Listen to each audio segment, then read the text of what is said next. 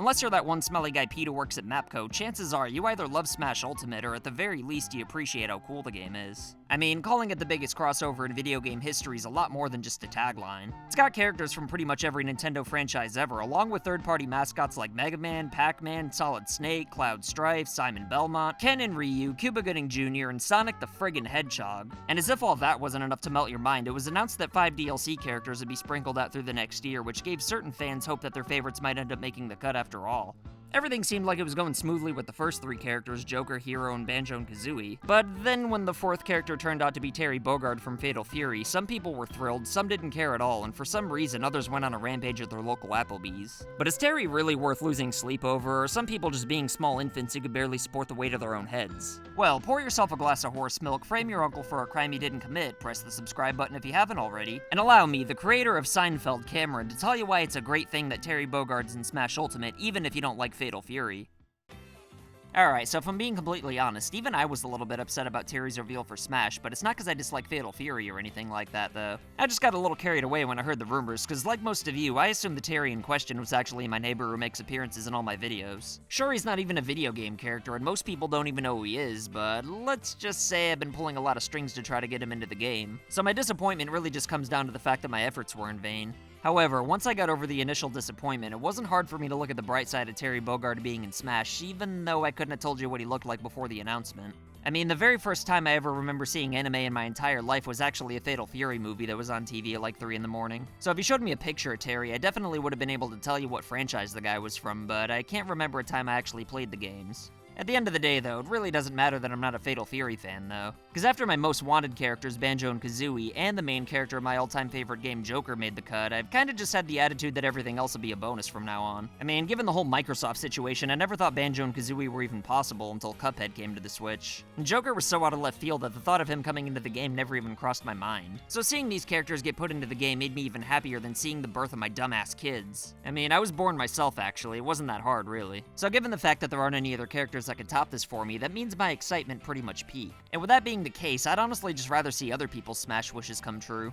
I know Terry wasn't exactly the most requested character in the Smash community or anything like that, but one thing I think Smash fans seem to forget is that the series is supposed to be for everybody. And besides, it's not like the Sackman doesn't listen to the fans or anything like that. I mean, he did give us the Mii outfit for Sans that was done so well that he's basically in the game. I know Undertale's really popular, but if the fans and memes weren't so relentless, then there's no way in hell Sans would have been a priority to put into the game. So just because there wasn't that much fan demand for Terry, you can't really say that Sakurai doesn't give the people what they want. I can't even imagine how hard it must be to try to find the balance between pleasing hardcore fans and trying to gain new ones at the same time. So I just wish certain fans would be a little more grateful at just how hard Saki's trying to make everybody happy. I mean, the guy friggin' showed up to work in an IV just to make sure the game was being made right for you. So if he wants to add characters from franchises you might not care about to try to draw new fans, then just let him. Because first of all, Terry's reveal trailer was as awesome as the rest of them are, and I'm sure his character is going to be fun to play and his stage is probably going to be pretty cool too. And second of all, if a third-party character isn't highly requested amongst the fanbase, that almost actually makes him a better addition to the game. Because believe it or not, there's actually popular video game characters and franchises that aren't big in the Smash community. So rather than focusing 100% of your resources catering to fans you already have, why not try to draw fans from other franchises at the same time? I mean, is there even one person in the world who wants Waluigi in Smash who wasn't already bought the game? If so, then they can't even call themselves hardcore Smash fans anyway.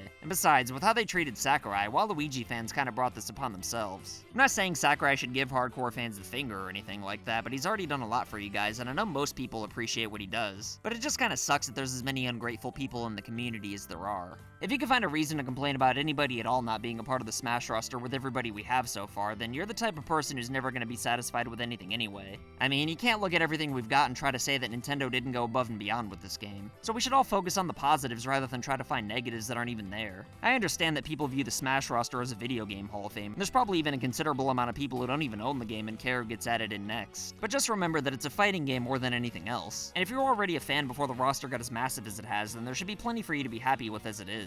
And if you think Terry's wasting one of the 5 coveted DLC slots, and don't worry, because right after the reveal, Sakurai made it clear that more characters would be on the way once the first wave was finished. So if your absolute favorite still hasn't made the cut, then don't get mad over fighters nobody asked for being included. Because at the end of the day, these are the kinds of characters that'll get more people playing Smash. And Smash drawing fans from new franchises means that Nintendo's gonna make more money off it. And Nintendo making more money off of Smash means that there's gonna be a bigger budget for more characters in the future. And that, my friends, gives you more chances to get the characters you want into the game if they're not in there already. Simply put, getting mad about Terry Bogard being one of the 5 DLC characters for Smash Ultimate's no different from getting mad if somebody used one of your genie's 3 wishes to ask for more wishes. I know there's way more people who are either happy or at the very least indifferent about Terry being in Smash Ultimate than there are fans who are actually angry about it. And I'm sure some of these posts going around are made just to bait people into reacting emotionally. But even if you absolutely hate Fatal Fury, I think Terry being in Smash Ultimate's a win-win for everybody.